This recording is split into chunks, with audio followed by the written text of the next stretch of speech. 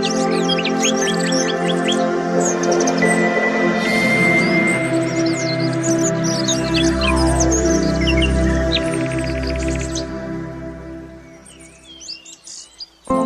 Friends, ನಾನು ಶ್ವೇತಾ ರಾಜೇಂದ್ರನ್ ಮಾತಾಡ್ತಾ ಇರೋದು ಲಕ್ಷ್ಮಿತಾ ರಾಯರ್ ಮಗಳು ಕನ್ನಡ ಯೂಟ್ಯೂಬ್ ಚಾನಲ್ಗೆ ತಮ್ಮೆಲ್ಲರಿಗೂ ಆತ್ಮೀಯವಾದ ಸ್ವಾಗತ. ಸ್ನೇಹಿತರೆ, ನಾನಿವತ್ತು ನಿಮಗೆ ಒಂದು ವಿಶೇಷವಾದದ್ದು ಮಂತ್ರನ ಹೇಳ್ಕೊಡೋಣ ಅಂತ ಅಂದ್ಕೊಂಡಿದ್ದೀನಿ. ಅದು ಯಾವ ದೇವಿಗೆ ಸಂಬಂಧಪಟ್ಟಿದ್ದು ಅಂತ ಅಂದರೆ, ನೋಡಿ, ನಾಳೆ ಬಂದು ಪಂಚಮಿ ಇರೋದ್ರಿಂದ, ಅದರಲ್ಲೂ ಮಾಘ ಮಾಸದ ಪಂಚಮಿ ಬಂದಿರೋದ್ರಿಂದ, ಅದರಲ್ಲೂ ವಿಶೇಷವಾಗಿ ಗುರುವಾರ ಬಂದಿರೋದ್ರಿಂದ ನಮ್ಮ ರಾಯರ ಮುಖಾಂತರ, ಅದರಲ್ಲೂ ಗುರುವಾರ ಟೈಮ್ಗಳಲ್ಲಿ ನಾವು ನಮ್ಮ ರಾಯರು ಆರಾಧನೆ ಮಾಡುವಂಥ ವಿಷ್ಣುನ ಆರಾಧನೆನ ರಾಯರು ಮಾಡ್ತಾ ಇರ್ತಾರೆ, ರಾಮನ ಆರಾಧನೆ ಮಾಡ್ತಾರೆ, ಕೃಷ್ಣನ ಆರಾಧನೆ ಮಾಡ್ತಾರೆ.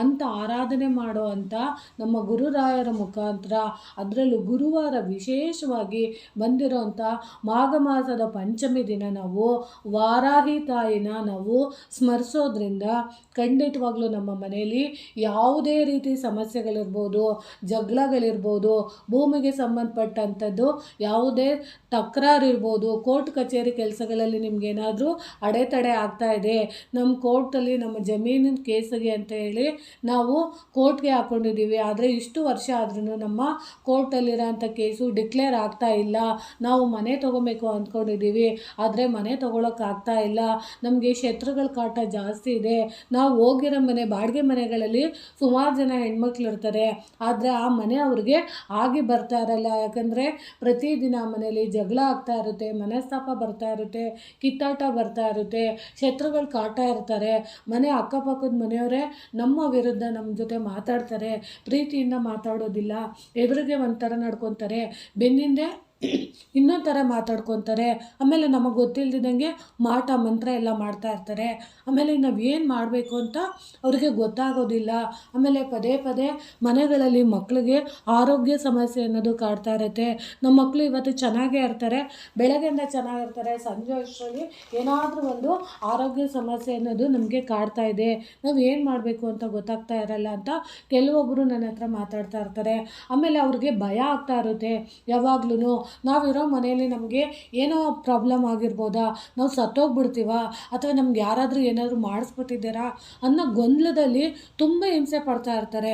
ಅಂಥ ಗೊಂದಲಗಳು, ಅಂಥ ಮಾನಸಿಕ ಹಿಂಸೆಗಳು ನಿಮ್ಮ ಮನೆಗಳಲ್ಲಿ ನಡೀತಾ ಇದ್ದರೆ, ಅಥವಾ ನೀವು ಮಾಡೋವಂಥ ಕೆಲಸ ಕಾರ್ಯಗಳಲ್ಲಿ ನಿಮಗೆ ನಂಬಿಕೆ ಇಲ್ಲ, ನೆಮ್ಮದಿ ಇಲ್ಲ, ಶ್ರದ್ಧೆ ಇಲ್ಲ, ನಾವು ದೀಪ ಹಚ್ಚಬೇಕು ಅಂದ್ಕೊಂಡು ಹೋಗ್ತೀವಿ ಮನೆಗೆ, ಆದರೆ ದೀಪ ಹಚ್ಚೋಕ್ಕೆ ಮನಸ್ಸೇ ಆಗೋದಿಲ್ಲ. ಯಾಕಂದರೆ ಬೆಳಗ್ಗೆಯಿಂದ ಒಂದು ಪ್ಲ್ಯಾನ್ನ ಮಾಡಿರ್ತೀವಿ, ನಾವು ಇವತ್ತು ಈ ರೀತಿ ನಮ್ಮ ಮನೆಯಲ್ಲಿ ಪೂಜೆ ಮಾಡಬೇಕು ಅಂತ. ಯಾಕಂದರೆ ಈಗಿನ ಕಾಲದ ಹೆಣ್ಮಕ್ಳಿಗೆ ಮನೇಲೂ ಕೆಲಸ ಮಾಡಬೇಕಾಗುತ್ತೆ, ಆಚೆನೂ ಕೆಲಸ ಮಾಡಬೇಕಾಗುತ್ತೆ. ಕೆಲವೊಂದು ಮನೆಗಳಲ್ಲಿ ಅತ್ತೆ ಮಾವ ಸಪೋರ್ಟ್ ಮಾಡ್ತಾರೆ, ಕೆಲವೊಬ್ಬರು ಮನೆಗಳಲ್ಲಿ ಸಪೋರ್ಟ್ ಮಾಡೋದಿಲ್ಲ. ಅಂಥ ಟೈಮ್ಗಳಲ್ಲಿ ಆ ಹೆಣ್ಮಕ್ಳಿಗೆ ಎರಡು ಕಡೆನೂ ಕೆಲಸ ಮಾಡಿ ಸ್ಟ್ರೆಸ್ ಆಗಿರುತ್ತೆ, ಮಾನಸಿಕವಾಗಿ ಕುಗ್ಗೋಗ್ತಾ ಇರ್ತಾರೆ, ಅಥವಾ ಅವರು ತನ್ನ ಮಕ್ಕಳ ಬಗ್ಗೆ ಕಾಳಜಿ ಮಾಡೋದಕ್ಕೂ ಅವ್ರಿಗೆ ಸಮಯ ಸಿಗ್ತಾ ಇರಲ್ಲ. ಒಂದು ಕಡೆ ಕೆಲಸದ ಟೆನ್ಷನು, ಒಂದು ಕಡೆ ಮನೆ ಟೆನ್ಷನು, ಒಂದು ಕಡೆ ಅವ್ರ ಜಾಬ್ದು ಟೆನ್ಷನು. ಸುಮಾರು ಹೆಣ್ಮಕ್ಳು ತುಂಬ ನೊಂದ್ಕೊತಾ ಇರ್ತಾರೆ, ಶ್ವೇತಾ, ನಮಗೆ ನೀವು ಮಾಡೋವಂಥ ವಿಡಿಯೋಸು ನೋಡೋದಾಗ ನನಗೆ ತುಂಬ ಬೇಜಾರಾಗುತ್ತೆ, ಮಾಡಬೇಕು ಅನ್ನೋ ಆಸೆ ಇದೆ, ಆದರೆ ದೀಪ ಹಚ್ಚೋಕ್ಕಾಗೋದಿಲ್ಲ, ಪೂಜೆ ಮಾಡೋಕ್ಕಾಗೋದಿಲ್ಲ, ಏನು ಮಾಡೋದು? ನನಗೆ ಒಂದೊಂದು ಟೈಮಲ್ಲಿ ಊಟ ಮಾಡೋಕ್ಕೂ ನಮಗೆ ಪುರ್ಸೊತ್ತಿರಲ್ಲ. ಅಪ್ಪ ಅಮ್ಮನ ಸಹಾಯ ಕೇಳೋಣ ಅಂದರೆ ಅಪ್ಪ ಅಮ್ಮನೂ ಸಹಾಯ ಮಾಡೋದಿಲ್ಲ, ಯಾಕಂದರೆ ಅವ್ರ ಬದುಕಿನ ನಡುವೆ ಜೀವನ ನಡೆಸ್ತಾ ಇರ್ತಾರೆ. ನಾವು ಹೋಗಿ ಅವ್ರಿಗೆ ಕಷ್ಟ ಕೊಡೋಕ್ಕೆ ನಮ್ಗೆ ಇಷ್ಟ ಆಗಲ್ಲ, ಒಂಥರ ತುಂಬ ನೊಂದ್ಕೊತಾ ಇರ್ತಾರೆ ಎಷ್ಟೊಂದು ಹೆಣ್ಮಕ್ಳುಗಳು. ಅಂಥವ್ರಿಗೆ ನಾನು ಏನು ಹೇಳೋಕ್ಕೆ ಇಷ್ಟಪಡ್ತೀನಿ ಅಂದರೆ, ನೀವು ಸಾಧ್ಯವಾದಷ್ಟು ಮನೆಗಳಲ್ಲಿ ಯಾವುದೇ ರೀತಿ ಕಿರಿಕಿರಿ ಆಗ್ತಾ ಇರಲಿ, ಗಂಡ ಹೆಂಡತಿ ನಡುವೆ ಆಗ್ತಿರೋಂಥ ಜಗಳ ಇರ್ಬೋದು, ಮನಸ್ತಾಪ ಇರ್ಬೋದು, ಮಕ್ಕಳ ನಡುವೆ ಇರುವಂಥ ಅನ್ಯೋನ್ಯತೆ ಕಡಿಮೆ ಇರ್ಬೋದು, ಆರೋಗ್ಯ ಸಮಸ್ಯೆ ಇರ್ಬೋದು, ಕೋರ್ಟ್ ಕಚೇರಿ ಕೆಲಸಗಳಲ್ಲಿ ನಿಮಗೆ ಭೂಮಿಗೆ ಸಂಬಂಧಪಟ್ಟಂತೆ ಕಷ್ಟ ಆಗ್ತಾ ಇರ್ಬೋದು, ಅಥವಾ ನೀವು ಒಂದು ಮನೆ ತೊಗೊಬೇಕು ಅಂತ ಇಷ್ಟಪಡ್ತಾ ಇದ್ದೀರಾ, ಆ ಮನೇನ ನಿಮಗೆ ತೊಗೊಳಕ್ಕಾಗ್ತಿಲ್ಲ, ಅಥವಾ ನಾವು ನಮ್ಮದು ಒಂದು ಸೈಟ್ ಇದೆ, ಆ ಸೈಟ್ನ ನಾವು ಸೇಲ್ ಮಾಡಬೇಕು ಅಂತ ರಿಜಿಸ್ಟ್ರೇಷನ್ಗೆ ನಾವೆಲ್ಲ ಮಾರೋಕ್ಕೆ ಅಂತ ಪ್ರಯತ್ನ ಪಡ್ತಾ ಇದ್ದೀವಿ. ಆದರೆ ಕೆಲವೊಂದು ಟೈಮ್ಗಳಲ್ಲಿ ಸರಿಯಾದ ಟೈಮಲ್ಲಿ ರಿಜಿಸ್ಟ್ರೇಷನ್ ಆಗಲ್ಲ, ದುಡ್ಡು ಸರಿಯಾಗಿ ಪ್ರಮಾಣದಲ್ಲಿ ನಮಗೆ ನಾವು ಅಂದ್ಕೊಂಡಿದ್ದ ಬೆಲೆಗೆ ಸಿಗ್ತಾ ಇಲ್ಲ ಅಂತ ನಾನಾ ರೀತಿ ಸಮಸ್ಯೆ ಇರೋರು ಖಂಡಿತವಾಗ್ಲೂ ನಾಳೆಯಿಂದ ನೀವು ಒಂದು ಅಭ್ಯಾಸನ ರೂಢಿಸ್ಕೊಳ್ಳಿ. ನೀವು ಪೂಜೆ ಏನು ಮಾಡಬೇಕಾಗಿಲ್ಲ, ನೀವು ಭಕ್ತಿಯಿಂದ ನಿಮ್ಮ ಮನೆಯಲ್ಲಿ ನಿಮ್ಮ ಮನೆ ಸುತ್ತಮುತ್ತ ಇರೋವಂಥ ವಾರಾಹಿ ಟೆಂಪಲ್ಗಳಿಗೆ ಹೋಗಿ, ಅದರಲ್ಲೂ ಪಂಚಮಿ ಟೈಮ್ಗಳಲ್ಲಿ ಅಮ್ಮನವ್ರಿಗೆ ವಿಶೇಷವಾದ ಅಭಿಷೇಕ, ವಿಶೇಷವಾದ ಪೂಜೆಗಳೆಲ್ಲ ಮಾಡ್ತಾ ಇರ್ತಾರೆ. ಆಲ್ರೆಡಿ ನಾನು ವಾರಾಹಿ ದೇವಿದು ಟೆಂಪಲ್ದು ನಾನು ವಿಡಿಯೋ ಮಾಡಿ ಹಾಕಿದ್ದೀನಿ. ನಿಮಗೆ ಅಂತ ನಿಮ್ಮ ಸುತ್ತಮುತ್ತ ಇರೋವಂಥ ವಾರಾಹಿ ಟೆಂಪಲ್ಗಳಿಗೆ ಹೋಗಿ, ಅಕಸ್ಮಾತ್ ನಮ್ಮ ಮನೇಲಿ ನಮ್ಮ ಮನೆ ಸುತ್ತಮುತ್ತ ವಾರಾಹಿ ಟೆಂಪಲ್ಗಳಿಲ್ಲ, ದೇವಸ್ಥಾನಗಳಿಲ್ಲ ಅಂತ ಅನ್ನೋರು ನೀವು ಏನು ಮಾಡಬೇಕಾಗುತ್ತೆ ಅಂದರೆ, ನಾನು ಹೇಳ್ಕೊಡೋವಂಥ ಈ ಮಂತ್ರನ ನೀವು ಪ್ರತಿದಿನ 3 ಸರಿ ಅಂದರೆ ಬೆಳಗ್ಗೆ ಸಂಜೆ ಮಧ್ಯಾಹ್ನ 3 ಟೈಮನ್ನು ನೀವು ಒಂದೊಂದು ಸರಿ ನೀವು ಹೇಳ್ಕೊಂಡು ಬಂದಿದ್ದೆ ಆದರೆ ಅದರಲ್ಲೂ ನೀವು 108 ದಿನ ಇಲ್ಲ 48 ದಿನ ಇಲ್ಲ ಒಂದು 21 ದಿನ ನೀವು ಈ ಮಂತ್ರನ ನೀವು ಅದರಲ್ಲೂ ವಿಶೇಷವಾಗಿ 108 ದಿನ ನೀವು ಮಾಡಿದ್ದೇ ಆದರೆ ಖಂಡಿತವಾಗ್ಲೂ ಹೇಳ್ತೀನಿ, ನಿಮ್ಮ ಮನೆಯಲ್ಲಿ ನೀವು ಯಾವೊಂದು ವಿಷಯಕ್ಕೆ ನೋವು ಪಡ್ತಾ ಇದ್ದೀರೋ ಅಷ್ಟು ನೋವು ಬೇಗ ನಿವಾರಣೆ ಆಗುತ್ತೆ. ನೀವು ಯಾವ ಪೂಜೆ ಮಾಡಬೇಕಾಗಿಲ್ಲ, ಯಾವ ವ್ರತ ಮಾಡಬೇಕಾಗಿಲ್ಲ, ಯಾವುದೇ ರೀತಿ ಏನೂ ಮಾಡಬೇಕಾಗಿಲ್ಲ.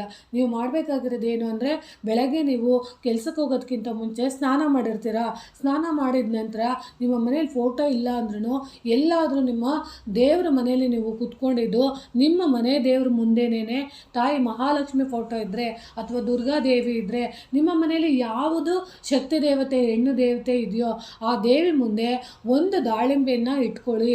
ಆ ದಾಳಿಂಬೆ ಹಣ್ಣನ್ನು ನೀವು ಕೈಯಲ್ಲಿ ಹಿಡ್ಕೊಂಡು ನಾನು ಹೇಳ್ಕೊಡೋಂಥ ಈ ಮಂತ್ರನ ನೀವು ಒಂದು 108 ಸರಿ ಹೇಳ್ಕೊಳ್ಳಿ.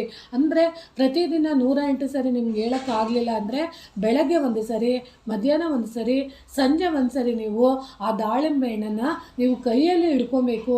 ಕೈಯಲ್ಲಿ ಹಿಡ್ಕೊಂಡು ಮೊದಲಿಗೆ ನೀವು ಗಣೇಶಂದು ಪ್ರಾರ್ಥನೆ ಮಾಡಿ, ಆಮೇಲೆ ನಿಮ್ಮ ಕುಲದೇವರದ್ದು ಪ್ರಾರ್ಥನೆ ಮಾಡಿ, ಆಮೇಲೆ ನಮ್ಮ ಇಷ್ಟ ದೇವರು ನಮ್ಮ ರಾಯರನ್ನು ಪ್ರಾರ್ಥನೆ ಮಾಡಿ. ಅದರಲ್ಲೂ ಗುರುವಾರದ ಸಮಯದಲ್ಲಿ ನೀವು ರಾಯರ ಮುಖಾಂತರ ನೀವು ಯಾವುದೇ ಒಂದು ಕೆಲಸನ ಕೈ ಹಿಡ್ದಿದ್ದೀರಾ ಅಂತಂದರೆ ಅದು ಯಾವತ್ತೂ ಸೋಲೋದಿಲ್ಲ, ಅದು ಯಾವಾಗಲೂ ಯಶಸ್ಸಿನ ಕಡೆಗೆ ನಮ್ಮನ್ನು ತಗೊಂಡೋಗುತ್ತೆ. ಅದಕ್ಕೋಸ್ಕರ ನೀವು ನಾಳೆ ನೀವು ಆ ದಾಳಿಂಬೆ ಹಣ್ಣನ್ನು ಒಂದನ್ನು ನೀವು ಕೈಯಲ್ಲಿ ಹಿಡ್ಕೊಂಡು ನೀವು ಹೇಳ್ಬೇಕಾಗಿರೋ ಮಂತ್ರ ಬಂದು ನೋಡಿ ಈ ರೀತಿ ಇದೆ. ನಾನು ಆ ಮಂತ್ರನ ಹೇಳ್ಕೊಡ್ತೀನಿ. ಆ ಮಂತ್ರನ ನೀವು ಹೇಳ್ತಾ ಹೋಗಿ. ಬೆಳಗ್ಗೆ ಮಧ್ಯಾಹ್ನ ಸಂಜೆ 3 ಟೈಮ್ ಹೇಳಿ ಸಾಕು. 108 ಸರಿ ಹೇಳೋಕ್ಕಾಗಲಿಲ್ಲ ಅಂದರೂ ಪರವಾಗಿಲ್ಲ. ನೋಡಿ ಆ ಮಂತ್ರ ಹೇಳ್ತೀನಿ. ಆ ಮಂತ್ರ ಹಿಂಗಿದೆ. ವಾರಾಹಿ ಮೂಲ ಮಂತ್ರ ಐಂ ಗ್ಲೋಂ ಐಂ ನಮೋ ಭಗವತಿ ವಾರ್ತಾಳಿ ವಾರ್ತಾಳಿ ವಾರಾಹಿ ವಾರಾಹಿ ವರಹಾಮುಖಿ ವರಹಾಮುಖಿ ಅಂದೆ ಅಂದಿನಿ ನಮಂ ರುಂದೆ ರುಂದಿನಿ ನಮಂ ಜಂಬೆ ಜಂಬಿನಿ ನಮಂ ಮೋಹೆ ಮೋಹಿನಿ ನಮಂ ಸ್ತಂಭೆ ಸ್ತಂಭಿನಿ ನಮಂ ಸರ್ವದುಷ್ಟ ಪ್ರದುಷ್ಟಾನಂ ಸರ್ವೇಶಂ ಸರ್ವವಕ್ಸಿದ್ಧಿ ಸಾಕ್ಷುರ್ ಮುಖಗತಿ ಜಿಗ್ವಾಹಂ ಸ್ತಂಭನಂ ಕುರು ಕುರು ಶೀಘ್ರಂ ವಶ್ಯಂ ಕುರು ಕುರು ಐಂ ಗ್ಲೋಂ ಟಂ ಟಂ ಟಂ ಟಂ ಊಂ ಪಟ್ ಸ್ವಾಹ. ನೋಡಿ ಇದನ್ನು ನಾನು ಫೋಟೋ ಕೂಡ ತೆಗೆದು ನಾನು ಹಾಕಿದ್ದೀನಿ. ಯಾಕಂದರೆ ಇದು ವಾರಾಹಿ ದೇವಿಯ ಮೂಲ ಮಂತ್ರ. ನೀವು ಪೂಜೆ ಮಾಡದಿದ್ರೂ ಪರವಾಗಿಲ್ಲ, ಆದರೆ ಶ್ರದ್ಧೆಯಿಂದ ನೀವು ಪ್ರತಿದಿನ ನೀವು ಈ ಮಂತ್ರನ 3 ಟೈಮು ಹೇಳ್ಕೊಂಬನ್ನಿ. ಆ ದಾಳಿಂಬೆ ಹಣ್ಣನ್ನು ನೀವು ಏನು ಮಾಡಬೇಕು ಅಂತಂದರೆ, ನೀವು ಕೈಯಲ್ಲಿ ಹಿಡ್ಕೊಂಡಿರ್ತೀರಲ್ಲ ಅದನ್ನು ನೀವು ನಿಮ್ಮ ಹೃದಯದ ಹತ್ರ, ಅಂದರೆ ನಿಮ್ಮ ಹೃದಯದ ಹತ್ರ ಕೈಯನ್ನು ನೀವು ಆ ದಾಳಿಂಬೆ ಹಣ್ಣನ್ನು ನೀವು ನಿಮ್ಮ ಹೃದಯದ ಹತ್ರ ಹಿಂಗೆ ಇಟ್ಕೊಂಡು, ನೀವು 2 ಕೈಯಲ್ಲಿ ದಾಳಿಂಬೆನ ಇಟ್ಕೊಂಡು ನೀವು ನಿಮ್ಮ ಮನಸ್ಸಲ್ಲಿರೋಂಥ ಪ್ರತಿಯೊಂದು ನೋವನ್ನು ನೀವು ಹೇಳ್ಕೊಬೇಕಾಗುತ್ತೆ. ಹೇಳ್ಕೊಂಡು ಆ ಹಣ್ಣನ್ನು ನೀವು ಯಾವುದಾದ್ರೂ ದೇವಸ್ಥಾನಕ್ಕೆ, ನೀವು ನಿಮ್ಮ ಶಕ್ತಿ ದೇವತೆ ಇರೋವಂಥ ವಾರಾಹಿ ದೇವಿಗೆ ಅಥವಾ ನಿಮ್ಮ ಸುತ್ತಮುತ್ತ ಇರೋವಂಥ ಹೆಣ್ಣು ದೇವತೆಗೆ ನೀವು ಆ ದೇವಸ್ಥಾನಕ್ಕೆ ಅದನ್ನು ಕೊಡ್ಬೋದು. ಇಲ್ಲ ಅಕಸ್ಮಾತ್ ನಮ್ಮ ಮನೆಯಲ್ಲಿ ಸುತ್ತಮುತ್ತ ಹೆಣ್ಣು ದೇವಸ್ಥಾನಗಳಿಲ್ಲ ಅಂದಾಗ ನಿಮ್ಮ ಮನೆಯಲ್ಲಿರುವಂಥ ದೇವ್ರ ಫೋಟೋದ ಮುಂದೆ ಆ ದಾಳಿಂಬೆ ಹಣ್ಣನ್ನು ನಾನು ವಾರಾಹಿ ತಾಯಿಗೆ ಇಡ್ತಾ ಇದ್ದೀನಿ ಅಂತ ಹೇಳ್ಬಿಟ್ಟು ಆ ಹಣ್ಣನ್ನು ನೀವು ನೈವೇದ್ಯವಾಗಿ ಅದ್ರ ಮೇಲೆ ಇಟ್ಟು ಒಂದಿಷ್ಟು ಮಂತ್ರಾಕ್ಷತೆನ ಒಂದು ಹೂವನ್ನ ಅದರಲ್ಲೂ ತಾಯಿ ವಾರಾಹಿಗೆ ಹಳದಿ ಹೂವು ಅಂದರೆ ತುಂಬ ಇಷ್ಟ, ಅದರಲ್ಲೂ ಮಲ್ಲಿಗೆ ಹೂವು ಅಂದರೆ ತುಂಬ ಇಷ್ಟ. ಅದನ್ನು ನೀವು ಅದರ ದಾಳಿಂಬೆ ಮೇಲೆ ಒಂದು ನೀವು ಮಲ್ಲಿಗೆ ಹೂವನ್ನು ಇಡ್ಬೋದು, ಇಲ್ಲ ಬಿಳಿ ಹೂವನ್ನು ನೀವು ಇಡ್ಬೋದು, ಅಲ್ಲ ಸಾವಂತಿಗೆ ಹೂವನ್ನು ನೀವು ಇಡ್ಬೋದು. ಈ ರೀತಿ ಇಟ್ಟು ನೀವು ಆ ಮಂತ್ರನ ತಾಯಿಗೆ ಒಪ್ಪಿಸ್ತಾ ಬಂದಿದ್ದೆ ಆದರೆ ಖಂಡಿತವಾಗ್ಲೂ ನಿಮ್ಮ ಮನೇಲಿ ಎಂಥದ್ದೇ ಸಮಸ್ಯೆಗಳಿರಲಿ, ಇಂಥ ಸಮಸ್ಯೆಗೆ ನಮಗೆ ಪರಿಹಾರ ಇಲ್ಲ ಅಂತ ನೀವು ಚಡಪಡಿಸ್ತಾ ಇದ್ರು ಕೂಡ ಅದು ನಿಮಗೆ ಪವರ್ಫುಲ್ಲಾಗಿ ಕೆಲಸ ಮಾಡುತ್ತೆ. ನೀವು ಶ್ರದ್ಧೆಯಿಂದ ಹೇಳ್ಕೊಬೇಕಷ್ಟೇ. ಅಯ್ಯೋ ಈ ಮಂತ್ರ ಹೇಳಿದ ತಕ್ಷಣ ನಮ್ಗೆ ಆಗ್ಬಿಡುತ್ತಾ ಅಂತ ನೀವು ನೆಗೆಟಿವ್ ಥಾಟ್ಸ್ ಏನಾದರೂ ನಿಮ್ಮ ಮನಸ್ಸಲ್ಲಿ ಇಟ್ಕೊಂಡು ನೀವು ಹೇಳಿದೆ ಆದರೆ ಖಂಡಿತವಾಗ್ಲೂ ಆಗಲ್ಲ.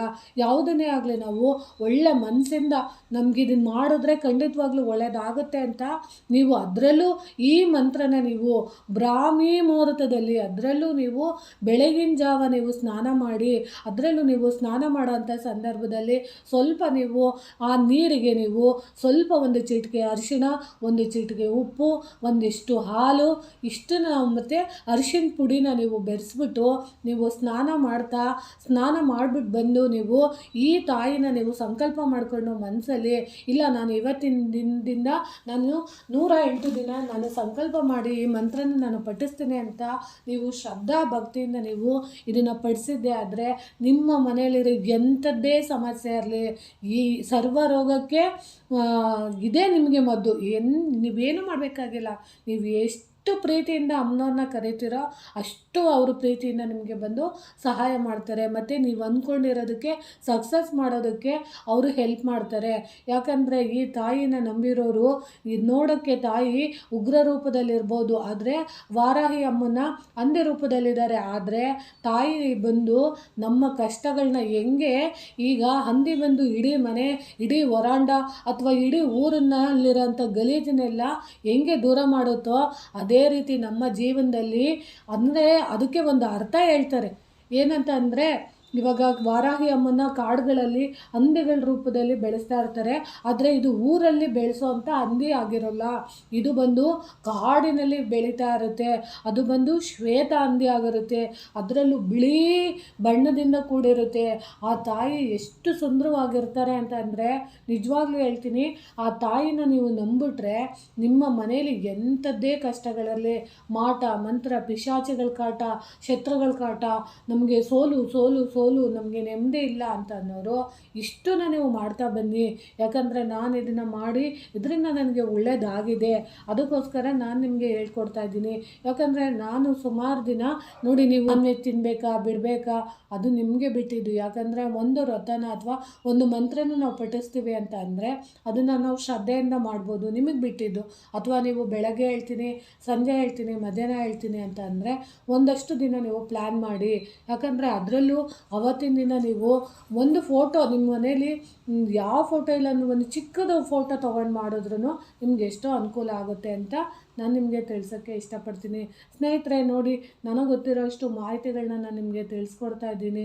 ಈ ಮಾಹಿತಿ ನಿಮಗೆ ಇಷ್ಟ ಆಗಿದ್ದರೆ ದಯವಿಟ್ಟು ನನ್ನ ಚಾನಲ್ನ ಸಬ್ಸ್ಕ್ರೈಬ್ ಮಾಡ್ಕೊಂಡು ನೋಡಿ, ಮತ್ತು ಹೆಚ್ಚೆಚ್ಚು ವಿಡಿಯೋನ ಶೇರ್ ಮಾಡಿ ಮತ್ತು ಲೈಕ್ ಮಾಡಿ. ಹೊಸದಾಗಿ ಯಾರಾದರೂ ನನ್ನ ಚಾನಲ್ ನೋಡ್ತಿದ್ರೆ ದಯವಿಟ್ಟು ಸಬ್ಸ್ಕ್ರೈಬ್ ಮಾಡ್ಕೊಂಡು ನೋಡಿ ಅಂತ ನಾನು ತಿಳಿಸೋಕ್ಕೆ ಇಷ್ಟಪಡ್ತೀನಿ. ತುಂಬ ಹೃದಯದ ಧನ್ಯವಾದಗಳು ಸ್ನೇಹಿತರೆ.